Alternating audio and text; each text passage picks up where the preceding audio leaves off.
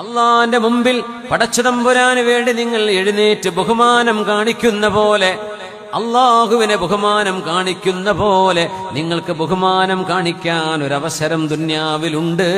അതെന്തെന്നറിയുമോ? ഇക്റാമുദിശ്ശൈബത്തിൽ മുസ്ലിം. അള്ളാഹുവിനെ ഭയപ്പെട്ട് ജീവിച്ച പ്രായമായൊരു മനുഷ്യനെ കാണുമ്പോ ആ മനുഷ്യനെ ബഹുമാനിക്കുന്നത് അള്ളാനെ കാണുമ്പോൾ എഴുന്നേറ്റ് നിന്ന് ബഹുമാനിക്കുന്നതിന് തുല്യമാണെന്ന് പറഞ്ഞത് നമ്മുടെ ഹബീബ് റസൂലുള്ളാഹ് സ്വല്ലല്ലാഹു അലൈഹി വസല്ലം. ഒന്ന് പ്രായമുള്ളവർക്ക് പ്രത്യേകമായ പരിഗണന അള്ളാഹു വകവെച്ചു കൊടുത്തിട്ടുണ്ട്. അവരെ ഒന്ന് കൈപിടിക്കുന്നത്, നിസ്കരിക്കാൻ സ്റ്റെപ്പ് കയറണം. നമ്മുടെ പള്ളിക്ക് ഒരുപാട് സ്റ്റെപ്പ് ഉണ്ടല്ലേ, പ്രായമുള്ളവർ കയറാൻ ബുദ്ധിമുട്ടാവുമല്ലോ. അപ്പൊ എന്ത് ചെയ്യും? വേറെ വഴിയുണ്ടാ? ബാക്കിലൂടെ വരെ അല്ലെ.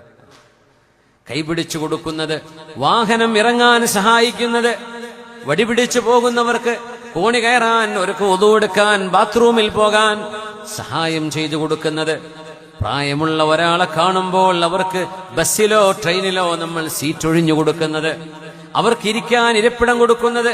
ഒരു കല്യാണ സദസ്സിലാണ്, എല്ലാവരും നിക്കാഹ് കഴിഞ്ഞാണ്ട് ചോറ് കഴിക്കാനൊരു ഓട്ടം. ആ പുതിയാപ്പിളുടെ കൂടെ വന്നവർക്ക് അവർക്കൊരവസരം കൊടുക്കണമെന്നാ. നാട്ടുകാർക്ക് അന്നില്ലാത്ത വിശപ്പായിരിക്കും.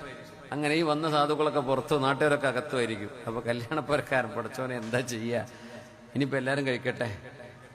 ഏതെങ്കിലും ഒരുത്തം വിചാരിച്ചാൽ അത് കൊളാക്കും. ചിലപ്പോ ഞങ്ങളെ നാണം കെടുത്തി, ഞങ്ങൾ പുതിയാപ്പിളുടെ കുപ്പായിട്ട് വന്നിട്ട് ഞങ്ങൾക്ക് ആദ്യം ഭക്ഷണം തന്നില്ല ഇതൊക്കെ പറയാപ്പോ അത് മതിയാവും അല്ലേ.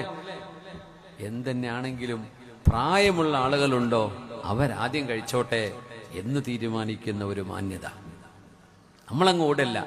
ആ വന്നവരിലും നാട്ടുകാരിലും പ്രായമുള്ളവരുണ്ടാവും, മുതിർന്നവരുണ്ടാവും, കാരണവന്മാരുണ്ടാവും.